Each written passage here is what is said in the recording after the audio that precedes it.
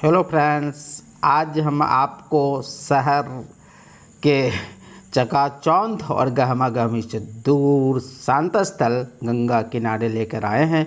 और यहाँ पर आप देख रहे हैं गंगा नदी जो जल वृद्धि के कारण अपने फैलाव को बढ़ाकर अपना तट गांव के किनारे अभी स्थापित कर चुकी है।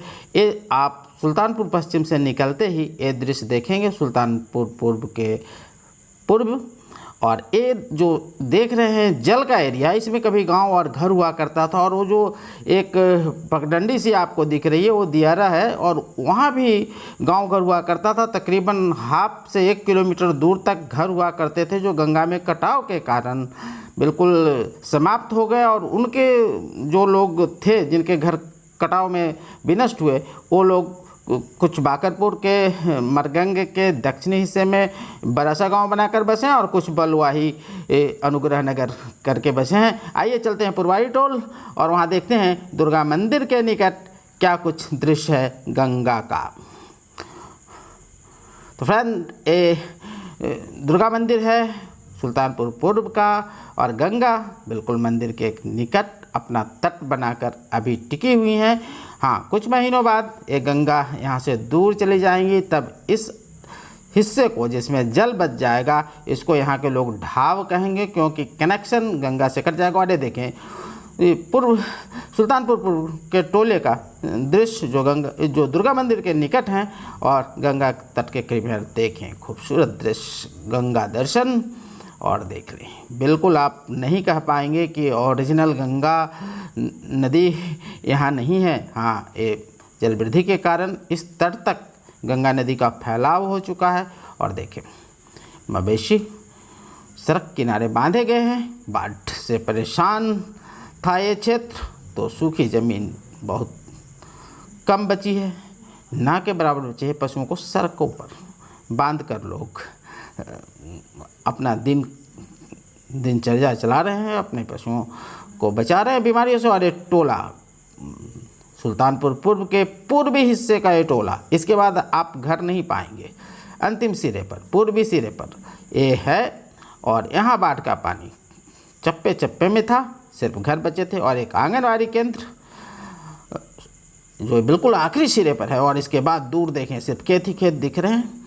तो ये सुल्तानपुर का पूर्वी हिस्सा है। और देखिए कितनी खूबसूरत गाय, और दूध तो अच्छा खासा देती होगी। और देखिए अब हम आए हैं मुख्य सड़क पर, जो मोहिउद्दीन नगर से मोहम्मदीपुर जाने वाला पथ है। और बिल्कुल गंगा इस पथ के किनारे किनारे चलती हुई घटाटोल तक आपको दिखेंगी। और ये स्थल ये देख लें, गंगा नदी जो अस्थाई गंगा नदी कह लें, क्योंकि कुछ महीने बाद ये मध्य में चली जाएंगी, तब ये ढाव कहा जाएगा। फिलहाल एक गंगा नदी का विस्तार है और यहाँ से गंगा नदी आरंभ होती है, आप मान लें।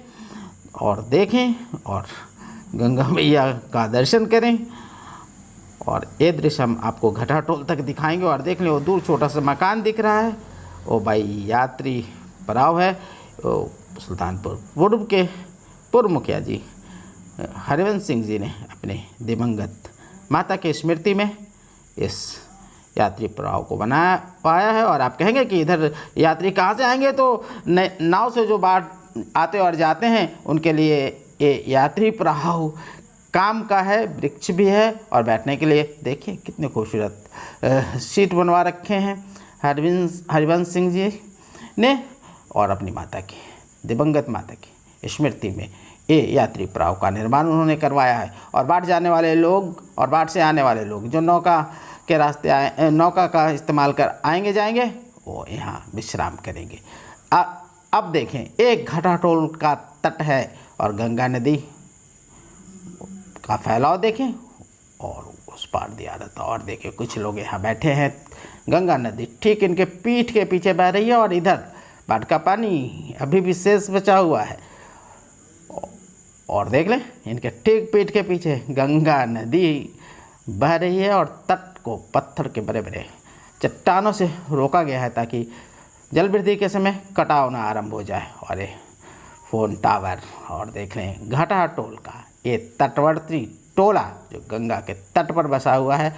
मवेशी पालक लोग, कुछ लोगों ने यहाँ डेरा जमा रखा है, कुछ लोगों के घर हैं और देखें सूखी ज़मीन का अभाव है। तो पशुओं ने किस तरीके से अपने खाने पीने और बैठने की जगह को कीचड़ नुमा कर रखा है। और ये बंधु लोग आए हैं ये देख कर कि क्या हो रहा है। तो कुछ शिकायत अगर इन्हें होती तो इन्होंने किया होता, पर कुछ शिकायत नहीं है। हाँ, बाढ़ रिलीफ के जो पैसे मिलने वाले थे आपदा प्रबंधन वाले 6,000 रुपये बहुतों को मिले हैं और कुछ को मिलने शेष हैं, ये इन्होंने कहा। और शिकायत कुछ था नहीं। ये हैं घटा टोल के गंगा तट पर बसे बाशिंदे जिनसे हमारी मुलाकात हुई। और